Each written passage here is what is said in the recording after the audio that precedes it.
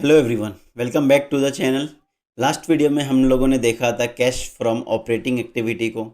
इस वीडियो में हम लोग कवर करेंगे cash from investing and financing activity को, और साथ ही कैश फ्लो वाले पूरे सीरीज़ को हम लोग फिनिश करेंगे। तो बिना कोई टाइम वेस्ट किए चलिए शुरू करते हैं। तो हम लोग फिर से आईटीसी का डेटा देखते हैं। सो हम लोग ये वाला कॉलम देख रहे हैं, कैश फ्रॉम इन्वेस्टिंग एक्टिविटी। तो इसमें हम लोग देखेंगे कि मोस्ट ऑफ द फिगर जो है वो नेगेटिव वैल्यू से रिप्रेजेंट करता है। इसका मतलब है कि कैश जो है कंपनी के मोस्टली बाहर गया है। सो कैश आउटफ्लो को शो करता है ये।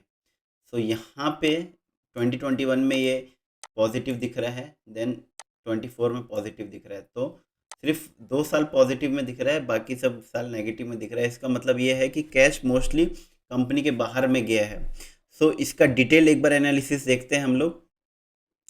तो कैश फ्रॉम इन्वेस्टिंग एक्टिविटी में पहला जो रो वो है फिक्स्ड एसेट परचेज। तो ये बताता है कि कंपनी ने कोई नया लैंड खरीदा है, कोई नया मशीनरी खरीदा है। सो ये वाला कॉलम भी मोस्टली नेगेटिव रहेगा, क्योंकि यहाँ पे कैश जो है बाहर जा रहा है। सो यहाँ पे देखेंगे 2013 में -2600 के करीब में था। यहाँ पे 15 में -3300 हो गया है, और मार्च 24 में -3500 है। सो ये रिप्रेजेंट करता है कि कंपनी ने किस साल में कितने का फिक्स्ड एसेट खरीदा है। देन अगर कोई जो पुराना अगर इन्होंने फिक्स्ड एसेट खरीदा होगा उसको बेचा है, तो उस बेचने पे जो पैसा हो रहा है वो कंपनी के अंदर में आ रहा है। तो इसका मतलब ये है कि वो कैश इनफ्लो शो करता है। तो इसलिए ये वैल्यू पॉजिटिव में आपको दिखेंगी। नेक्स्ट है, ये थोड़ा इंपॉर्टेंट है, इन्वेस्टमेंट परचेस्ड।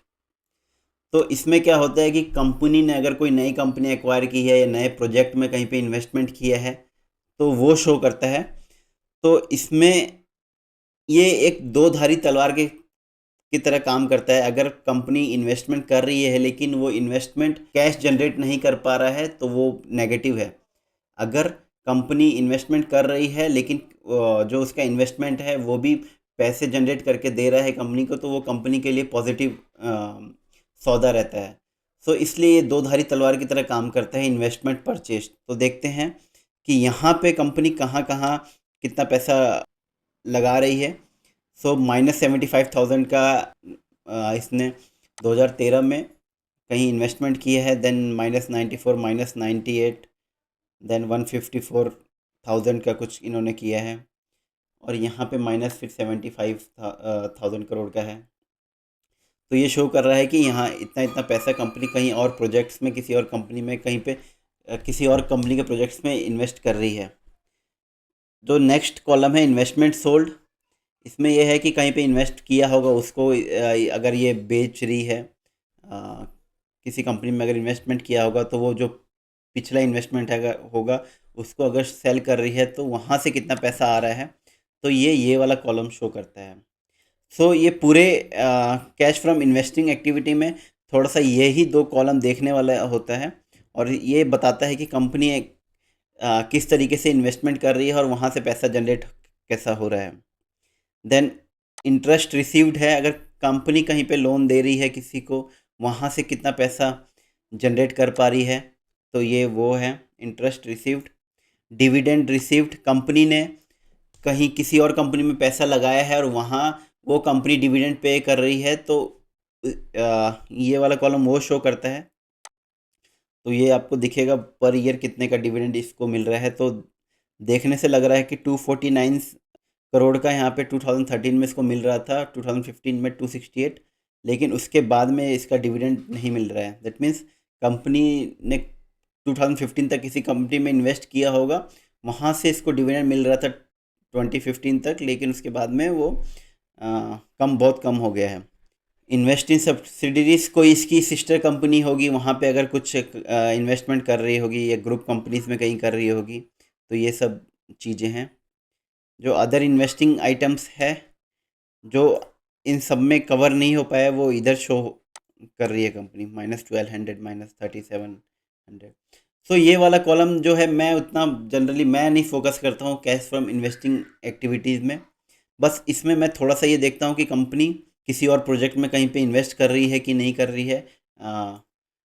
अगर कर रही है तो वहाँ पे उस जो इन्वेस्टमेंट है वो कैसा परफॉर्म कर रहा है, बस मैं इस पे थोड़ा फोकस रखता हूँ, लेकिन ओवरऑल मैं कैश फ्रॉम इन्वेस्टिंग एक्टिविटी को इतना फोकस नहीं रखता हूँ।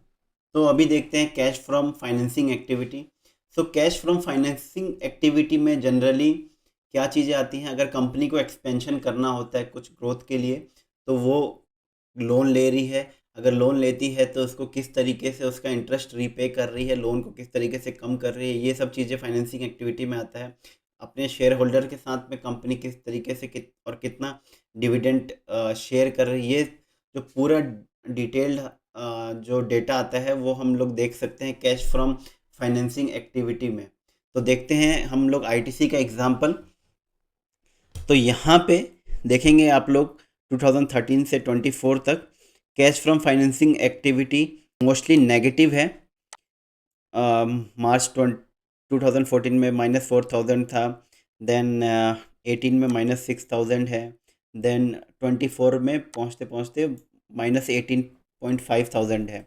सो ये देखते हैं कि ये जो नेगेटिव फिगर शो कर रहा है, इसका मतलब ये है कि पैसा कंपनी के बाहर गया है, कैश आउटफ्लो शो कर रहा है यहाँ पे। लेकिन ये जो नेगेटिव जो फिगर है वो किस वजह से है उसको हम लोग फाइंड आउट करते हैं। तो सबसे पहला है इसमें प्रोसीड फ्रॉम शेयर्स। तो ये क्या बताता है कि कंपनी अगर नया शेयर देती है, उसके उससे कितना पैसा जनरेट कर रही है। तो ये एक तरीके से होता है कि कंपनी अगर बीच बीच में अगर नया शेयर रिलीज़ करती रहती है, न्यू शेयर अगर अपने शेयर होल्डर को दे रही है, तो उसके थ्रू कितना पैसा आता है।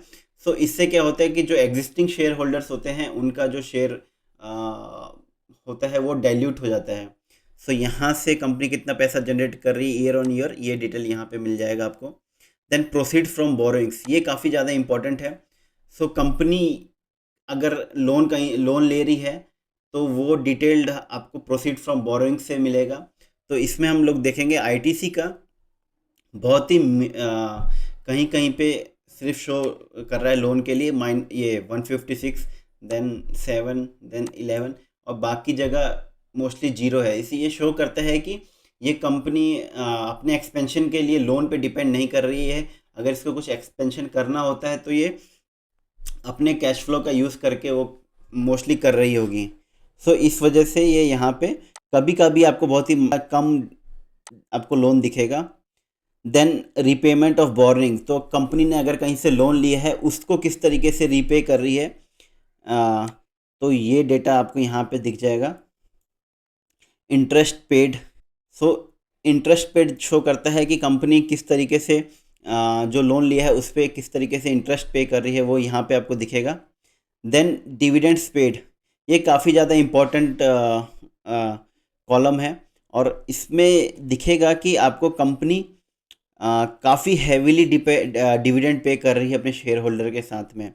सो यहाँ पे आप देखेंगे -3500 से जो 2013 में पे करती थी वही यहाँ पे आके 2024 में आके वो -19,000 या अप्रॉक्स 20,000 का हो गया है। सो अप्रॉक्स 6 टाइम्स इसने डिविडेंड अपना 2013 से मार्च 24 तक इंक्रीज़ किया है यहाँ पे।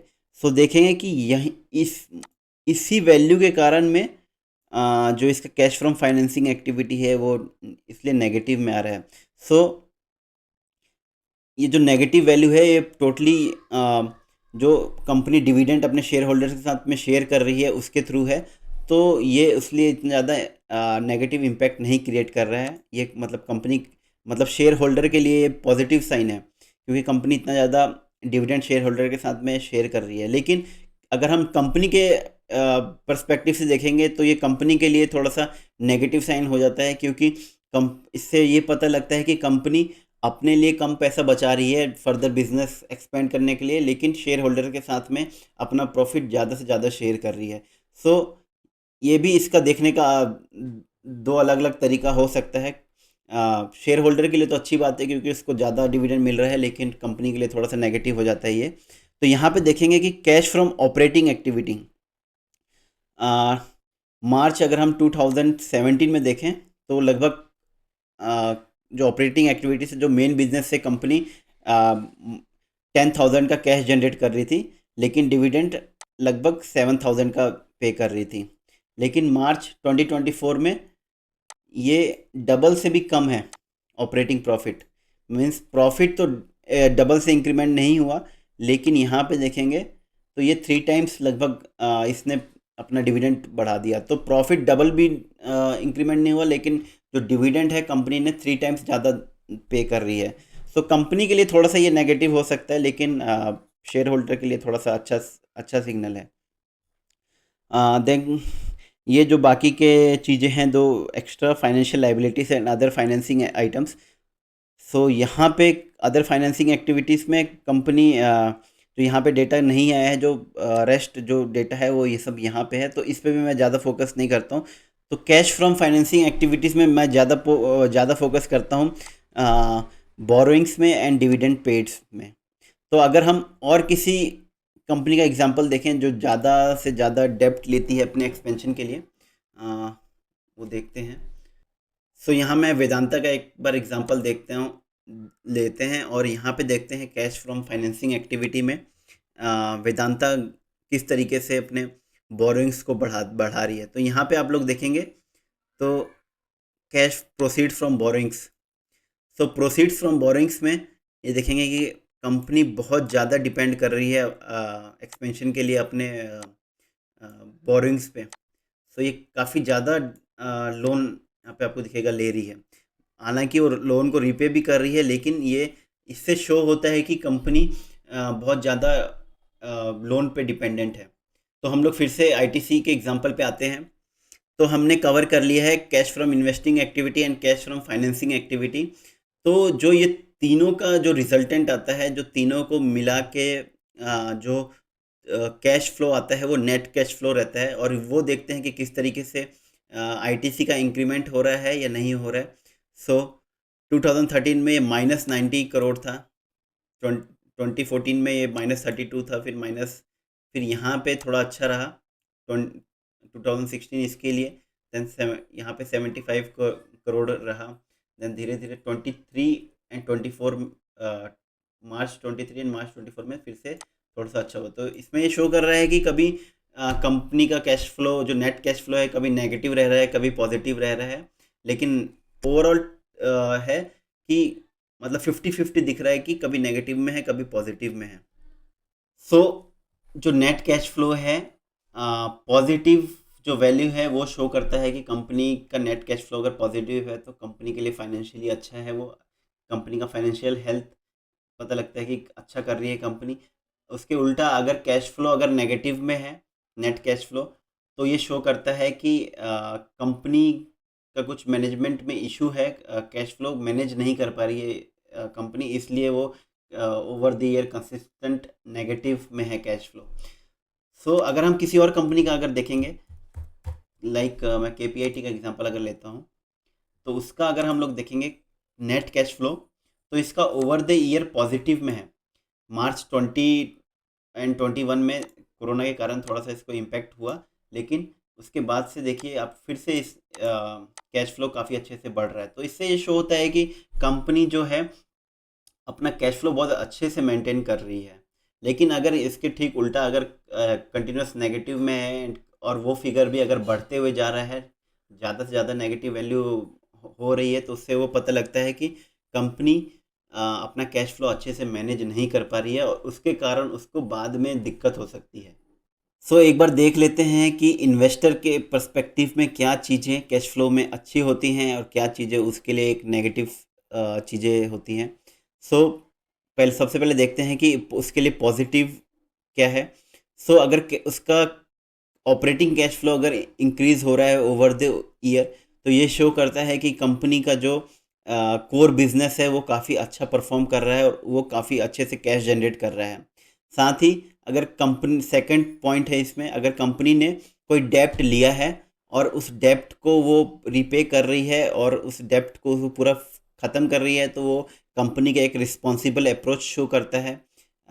इससे पता लगता है कि कंपनी काफ़ी अच्छे से अपने डेप्ट को मैनेज कर सकती है फ्यूचर में भी। अगर नेगेटिव हम इम्पैक्ट देखें कैश फ्लो का, तो अगर कैश आउटफ्लो काफ़ी ज़्यादा है, दैट मीन्स कैश कंपनी से बाहर बहुत ज़्यादा जा रहा है लेकिन उस पर कुछ रिटर्न नहीं मिल रहा है। कंपनी कहीं इन्वेस्ट कर रही है लेकिन रिटर्न उस पर नहीं जनरेट कर पा रही है, बहुत ज़्यादा डिविडेंड अगर पे कर रही है, दैट मीन्स पूरा बहुत ज़्यादा हैवी कैश आउटफ्लो है, कंपनी के बाहर काफ़ी ज़्यादा कैश बाहर जा रहा है लेकिन कुछ रिटर्न नहीं बन पा रहा है, वो एक इन्वेस्टर के लिए काफ़ी नेगेटिव चीज़ हो सकती है। सेकंड इसमें आता है, अगर net cash flow over the year negative है और वो वैल्यू भी बढ़ रही है ओवर द ईयर, तो वो भी एक इन्वेस्टर के लिए एक नेगेटिव साइन होता है।